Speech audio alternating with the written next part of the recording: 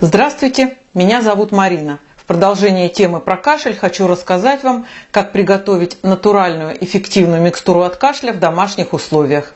Такое питье станет прекрасной альтернативой дорогостоящим аптечным средствам.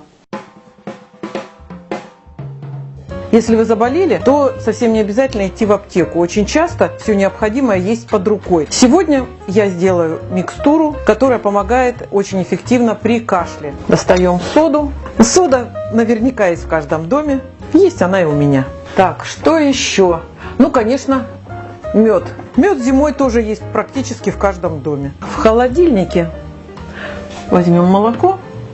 Так, и хорошо, все знают тоже, ну не все, но многие, что для смягчения кашля очень хорошо использовать сливочное масло.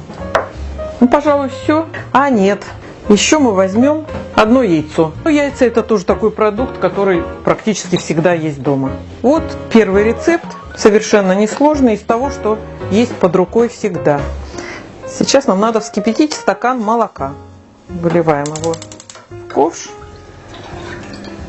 и доводим до кипения. Пока молоко у нас не закипело, надо взбить яичный желток. Сейчас я отделю желток от белка и взобью его ложечкой. Отделять несложно. Белок вытекает, а желток остается в скорлупе.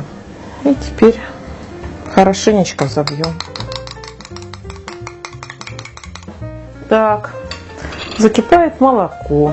Будем добавлять по столовой ложке сливочного масла и меда. Сначала добавляем столовую ложку сливочного масла и даем молоку немножко приостыть, потому что в кипяток добавлять мед нельзя, он становится вредным.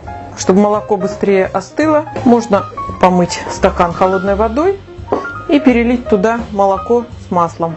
Сейчас добавляем столовую ложку меда. Засахарился, значит хороший. На кончике ножа соды добавляем. Вот так. Средство эффективное от бронхита, ларингита, трахеита. Так, выливаем желток взбитый и хорошенько размешиваем. Получается такой горячий, сладкий молочный коктейль. Пить несколько раз в день между приемами пищи. Хорошо, конечно, на ночь.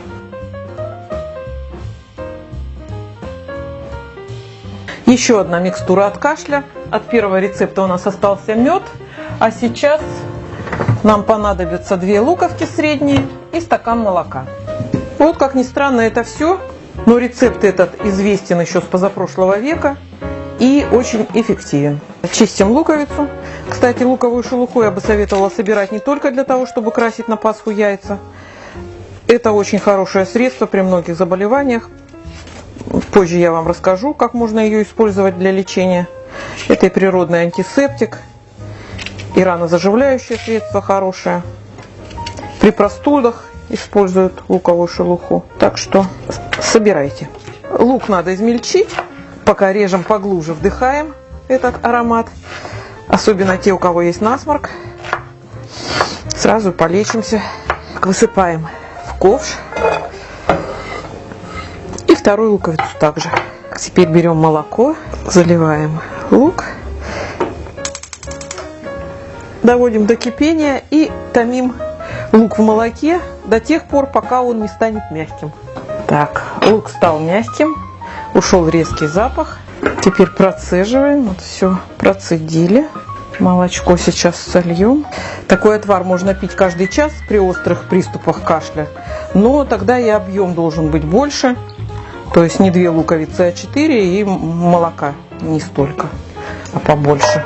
И добавляем чайную ложку меда. Мед я бы вообще советовала всегда держать дома, особенно зимой, потому что он присутствует во всех рецептах от простуды, в большинстве.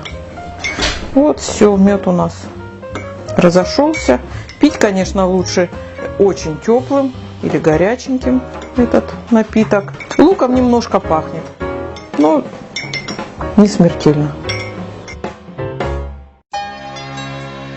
Подписывайтесь на наш канал, ставьте лайки и будьте здоровы!